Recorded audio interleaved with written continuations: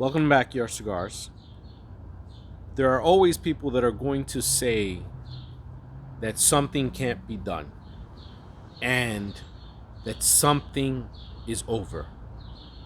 And there are always individuals that rise against that and say, no, it's not over, and no, it can be done. Watch me. So, William Figueroa of Willys Cigars, made in Puerto Rico, is one of those guys. He is. He's the type of individual that really believes in the product that he has, the tobaccos that he selects. Whether they're from Puerto Rico, whether they're from the Dominican Republic, whether they're from Nicaragua. He's talked about Peru. I've heard him talk about Colombia. Whatever he can get his hands on. And there are quite a many individuals out there like that just want to get a hold of good tobacco. They don't care if it's from here or from there. They're not afraid of how am I going to market this, how am I going to sell it. They just want to get a hold of good tobacco. They're small. They're very independent. They make almost all of the decisions are made by them. And in that type of situation where you have Willy Cigars, where William's name is, on the company brand, that's the company brand, and there's a lot to admire about individuals like William that rise above it and really have this strong belief in what they're doing. It's admirable. One can say, well, it's about business. You're trying to make money, and if you have a good product, you make good money. That's true sometimes, most of the time. But it's also how it's delivered. It's also, we talk about presentation. And I really do believe that William, in the way that he operates, is doing what's best for his business, bottom line, and also delivering a good product to the customer. So, Willys Cigars, out in Puerto Rico, established after Maria when Willy lost his home. That I'm thinking it's 2017, 2018. He has been rolling for about 14, 15 years. Learned from a Cuban master of 30 plus years. He learned the old Cuban way of rolling. He rolls without a bunch roller machine and only uses molds for certain cigars. As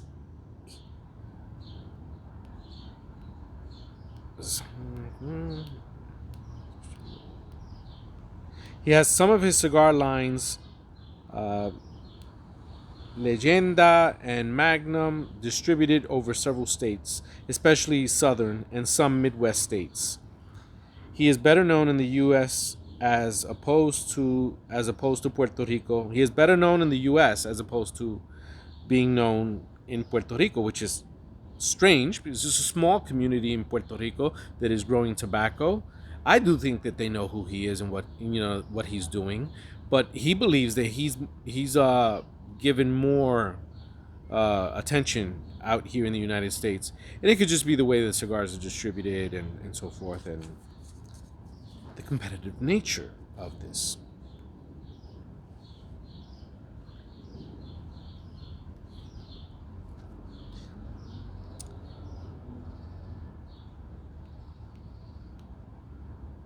But some of the things that he talked to me, we spoke for quite a bit on the phone and over Zoom, and he had some thoughts. He expressed certain ideas. He says, "Look, I don't know why I'm more popular in the United States than I am in Puerto Rico, but I will sell the cigars where I can sell them. That's plain and simple." His thoughts on Puerto Rican tobacco. There isn't much, he says. Willy goes from a small lot to a small lot and collects what he can. He says it's older folks who are growing it, and the youth are not heavily involved, with some exceptions. We spoke about one recently. Finca Neojibaro.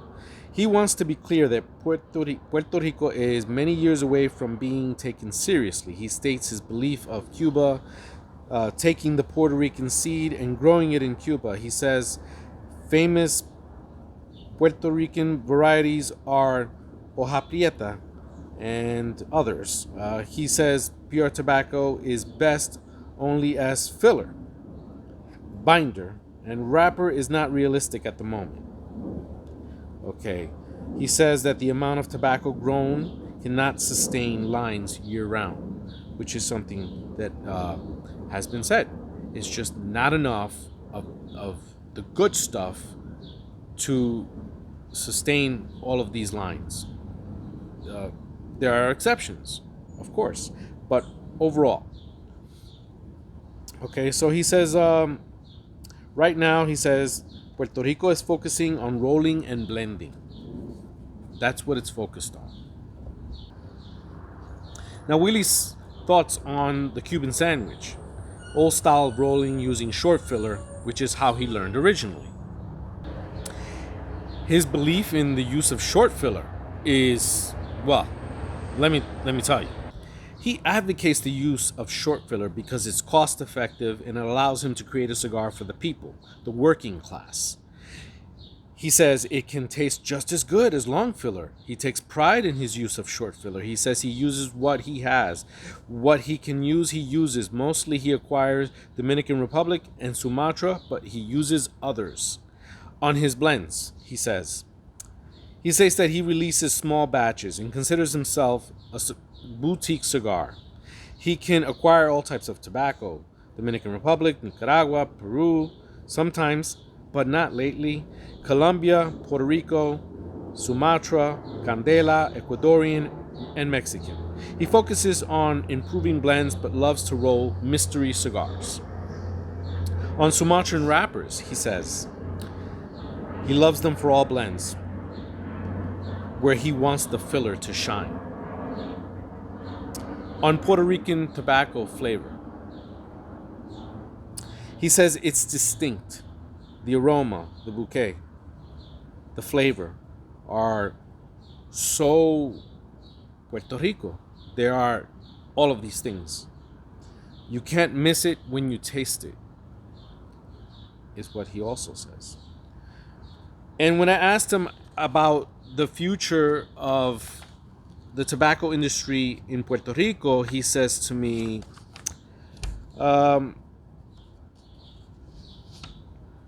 there's a long road ahead, he says. We need more farms. And until we have more farms and we have more people working and growing and putting and fermenting and aging tobacco, it's going to take a while, understandably. On deceptive tricks, like coffee, they lie about where it's made and the percentage used. Many say they use Puerto Rican leaf, but really they don't use much, if any. Many lie about aging. Willy ages his cigars for 45 days after rolling. He ages his tobacco 2 to 3 years, but would never use it if he thought it wasn't ready. Others use very green tobacco. Many say made in PR, but are rolled elsewhere.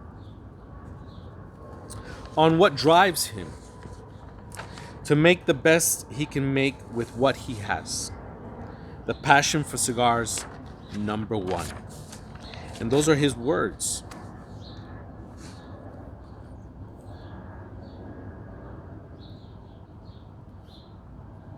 And this is his cigar. And this happens to be the Box Press Belicoso, 6x52, I believe it is, or about 6x52.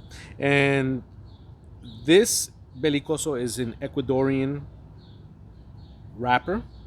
The binder is unknown. It's literally unknown to even Willy himself. The filler is a mystery blend, but he was able to tell me more or less what's in it, and it is a blend of short filler from Puerto Rico, Dominican Republic, Ecuador, and Mexico. So those are the specs on this cigar. And what does it taste like, Jose? You've been talking for 10 minutes already, and I don't know what you're tasting. Is it worth it?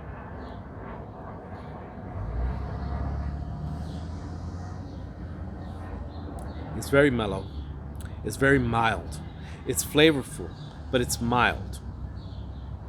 There's a softness to it that kind of matches the feel of the wrapper. Because I gotta tell you, the wrapper feels like velvet. It literally feels like velvet. It's that smooth.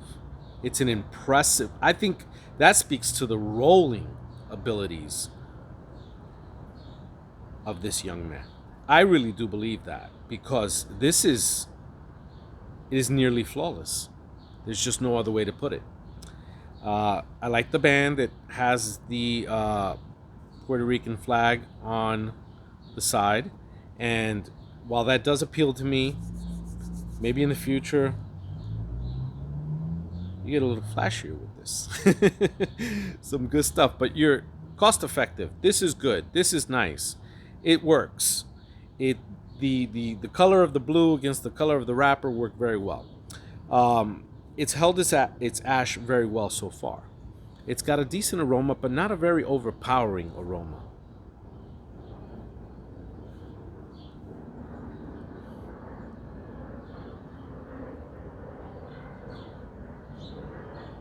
There's a little spice in the finish,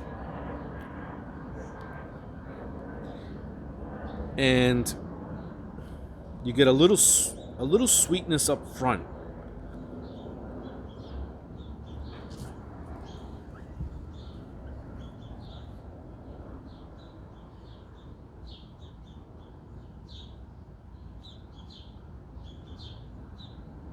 Some oaky wood. Very flavorful yet mild, and I think that's that's one of the things that he described to me.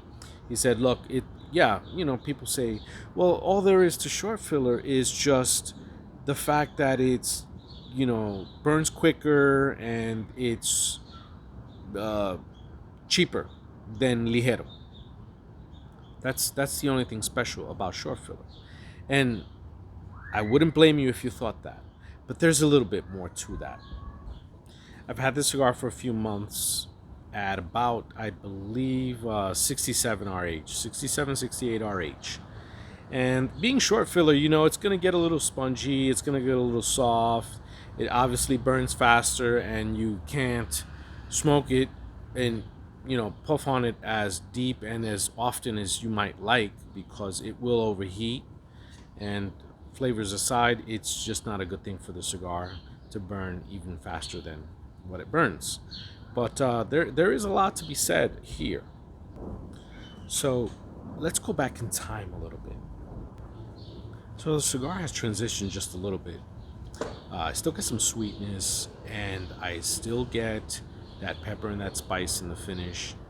A little bit of that dry oakiness. The sweetness is more like it's like a very bone dry sweetness, but it intensifies now heading into the final third. I really felt that the cigar hit its stride in the second third. The first third, perhaps I was puffing on it a little too often. It may have overheated just a little bit, so I had to let it cool down for just a bit and leave it alone. And surprisingly, it's burned very evenly, and it's dropped its ash once. And in addition to that, I would say that for a short filler cigar, it's burning a lot longer than I expected.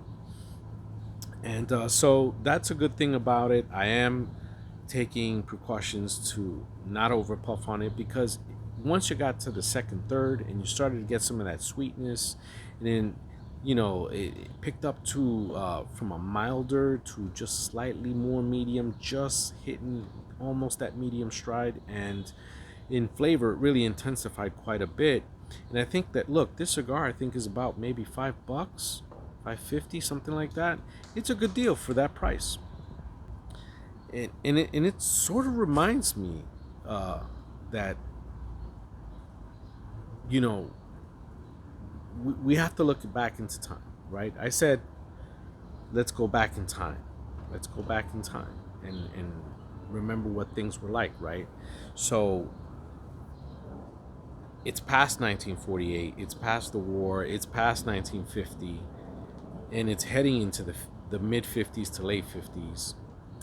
And the competition is cigarettes. And cigarettes are kicking our ass left and right. I mean, the cigarette has taken over, and it's global, right? It's not just America that was experiencing that, but a lot of other places. A lot of other places that probably didn't even smoke before. Maybe they didn't even smoke a pipe. But anyway, so we're talking about the mid 50s to late 50s. The cigarette is king. Cigars, how do you sell them? You know, no one's buying them like they used to. So they switched they mechanized it, and they made it easier to make a lot more cigars, shorter, for less money. And obviously quality took a back seat to all of that, and not that Cubans and good cigars that were being rolled out there were still some very good cigars being rolled out there, but it wasn't the same. For the cigar industry as a whole, they really needed to have something to attract the public, because you want to make good cigars, but there are people that just want to make a lot of money. And a lot of these big companies, they were used to making a lot of money when they were offering the good stuff, the high quality stuff. But now it was like akin to the way prohibition affected alcohol sales, right? People had to survive. So maybe you made soap, maybe you made something else, maybe you made a malt or something, but you needed to stay in business. And for the cigar industry in the 1950s, 1960s, leading up into the 1960s, and obviously a huge stretch before you get to the first boom. And overall, what to do? Do we continue to sell the high grade stuff, and it costs so much, and prices are so high, and everything is so expensive, and we're not making the profit that we're used to making? Or do we work on providing the customer, the smoker, with a good short filler cigar, machine made? And you had some people that were doing a little bit of, hybrid thing, where they were using a binder. Some people would use short filler and obviously a real wrapper like this.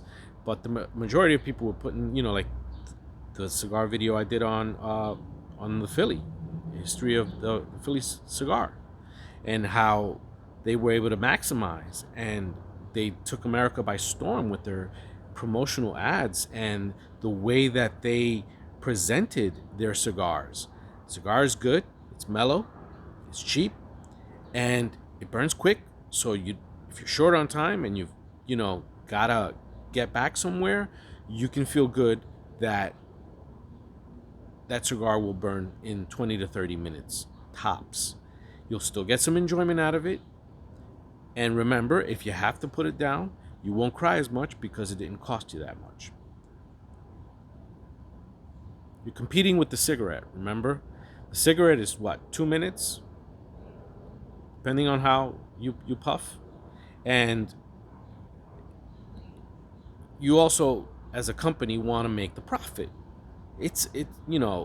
Some people stuck to their guns and said, we're going to keep doing what we're doing. But let's face it, a lot of people had to pay the bills. And it was a tough time. So you had that go on. And I'm going to read an excerpt here. This is an excerpt from a tobacco journal on short filler tobacco from 1966. And it says, since 1955, when the homogenized sheet was first used, the amount of labor saved by changing from the long to the short filler has been even greater. The tobacco sheet is placed on the cigar automatically. Those replacing one of the operators and on either the long or the short filler machine. By shifting from long filler and natural binder to short filler with a sheet binder, the number of cigar machine operators has been reduced from 4 to 1. One effect of the tobacco sheet on the tobacco industry is that less expensive tobacco can be used.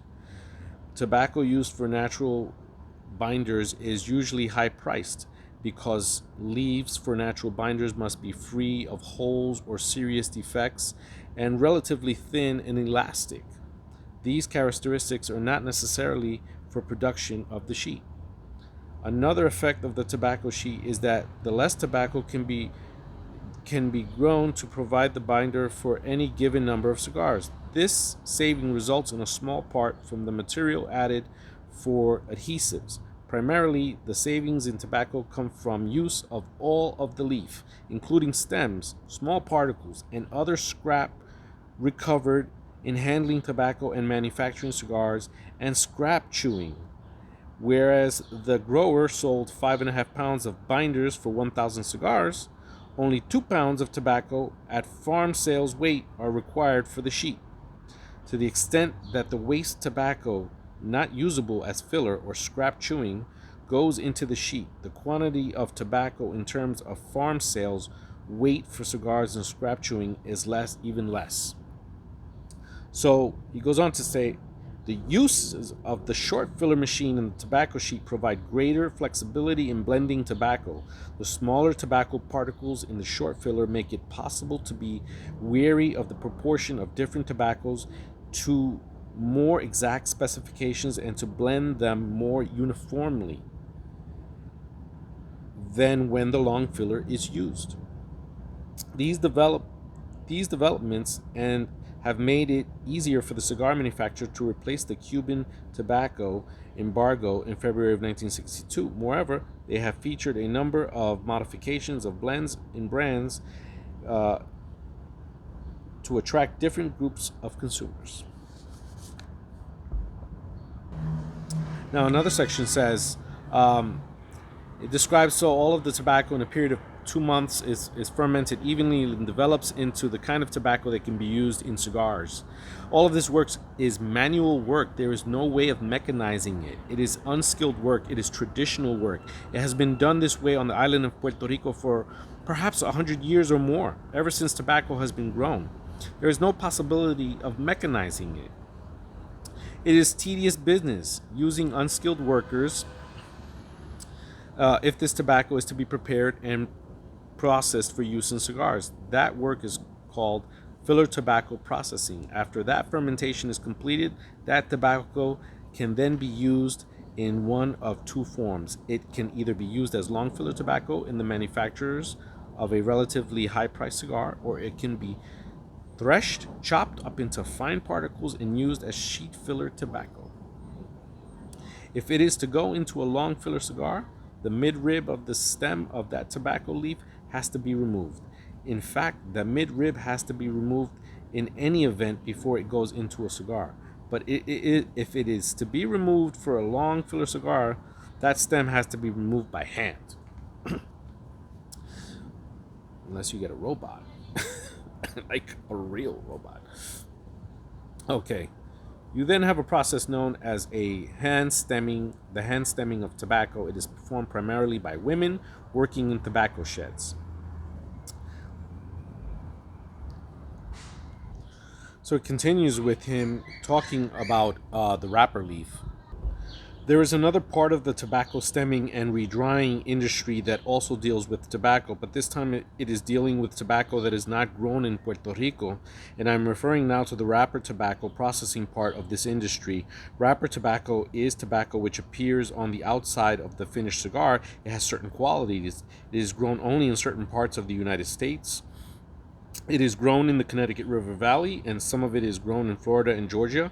That tobacco has to be processed differently from filler tobacco. Basically, this is an industry that was developed only in 1954 on the island of Puerto Rico, when one company brought tobacco down from Connecticut into the island to sort it, to size it, and to process it as it has to be done before use in the manufacture of cigars. Since 1954, that industry on the island has grown to the point where there are now 2,022 workers employed in wrapper processing, and they earn a minimum of 93 cents an hour. And he goes on to talk about their earnings and so forth. And look, we're talking about the idea of the short filler, and the short filler, also the creation of the sheet wrapper, this saved the cigar industry. There have been many times when the cigar industry has been down or almost seemingly out, but never out, but almost seemingly on the way out. And things have turned things around. And look, no one's going to look back and say, I smoked the very best cigars. No one can say that in any era. We don't know what you smoke. Everyone smoked something different. During that time, primos were still available. You could still get the good stuff. You had to pay. You had to have the money. You had to have deep pockets. But if you were the working man, you needed something cheap. And this was cheap.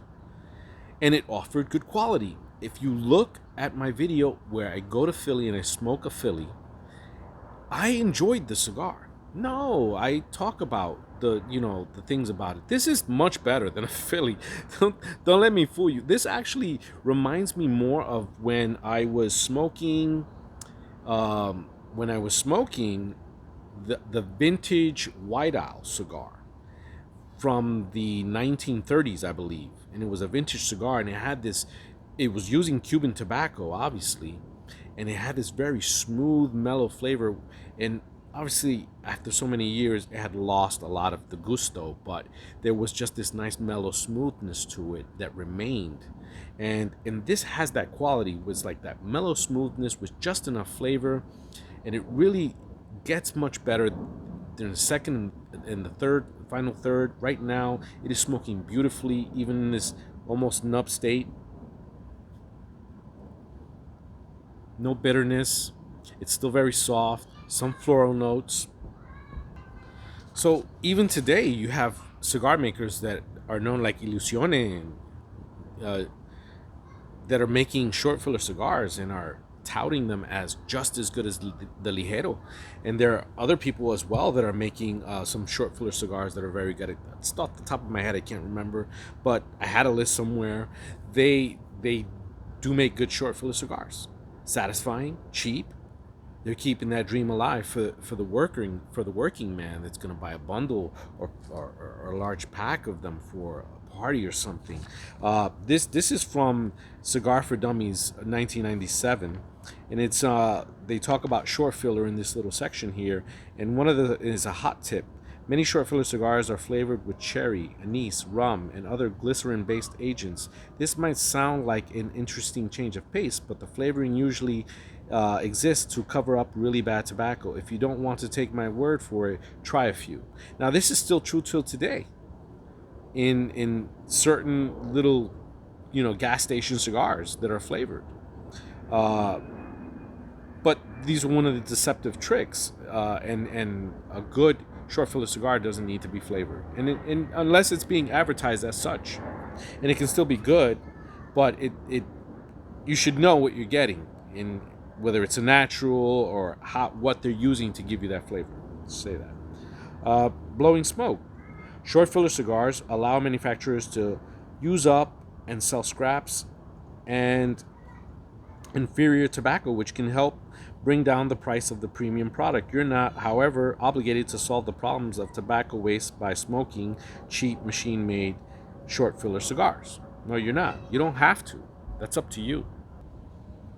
In addition, blowing smoke. If a well-meaning friend gives you a Cuban cigar, it's most likely to be short filler, dried out from a long journey in someone's suitcase. Dried out short filler stogies may still be smokable, although they burn hot.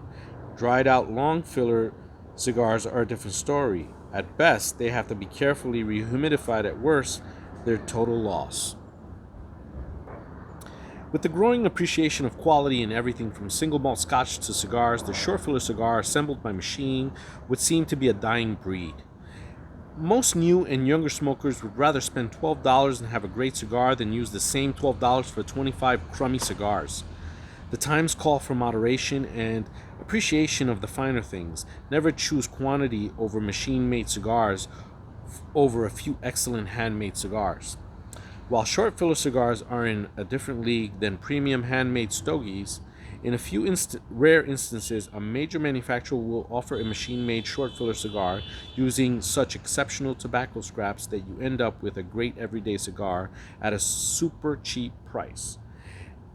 And that's what sort of we're smoking here and talking about here. A couple interesting machine-made cigars are available. One is A Fuente Fumas, which are made with scraps of aged tobacco used in $12 super premium handmades. Another is FD Grave Moneymaker line, which includes some cigars that use all Connecticut leaf. So this Connecticut leaf is usually only used for wrappers, but they're using it for their filler. The leaves deliver an interesting, almost beefy flavored smoke.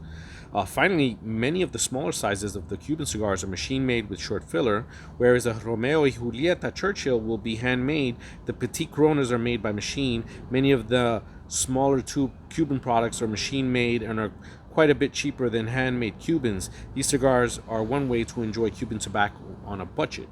And that's basically it on the short filler.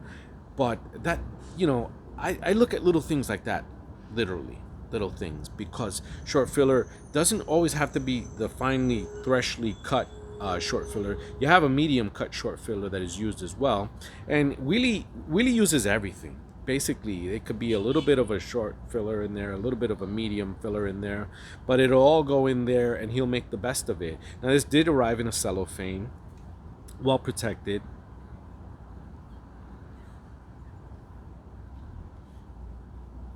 Still burning good. I never really talked about the draw. The draw initially in that first third was a little too conservative for my taste. I didn't really appreciate that, and but then as I got into that second third, it opened up a little bit, but it was still conservative. But it wasn't bad. It was okay, and then it really, I think, at the ending of that second third, or almost towards that ending of the second third, it really opened up to the point where I felt comfortable with it, and obviously enjoyed the final third.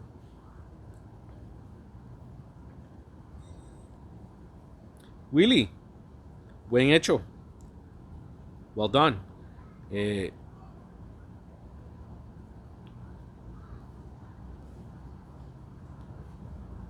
I love the fact that if I wanted to, I could buy a bunch of these and they'd be pretty cheap, and I could give them to people that are just getting into cigars, and or people that don't want to sit down for too long a period of time. Although I will say that this can burn for quite a while. I'm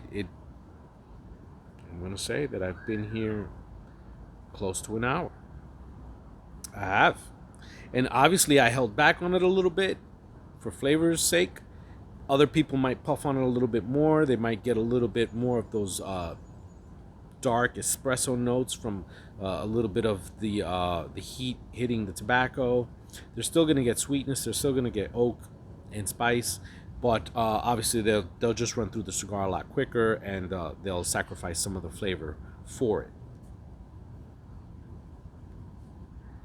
But yeah, when I think of this rapper, I know he said it's Ecuadorian, but I know a young lady, Viviana Cigars, that she has a box pressed Toro, and it has a similar looking feel to it, very silky, smooth, velvety texture, and delivers off also on flavor. But this is nice.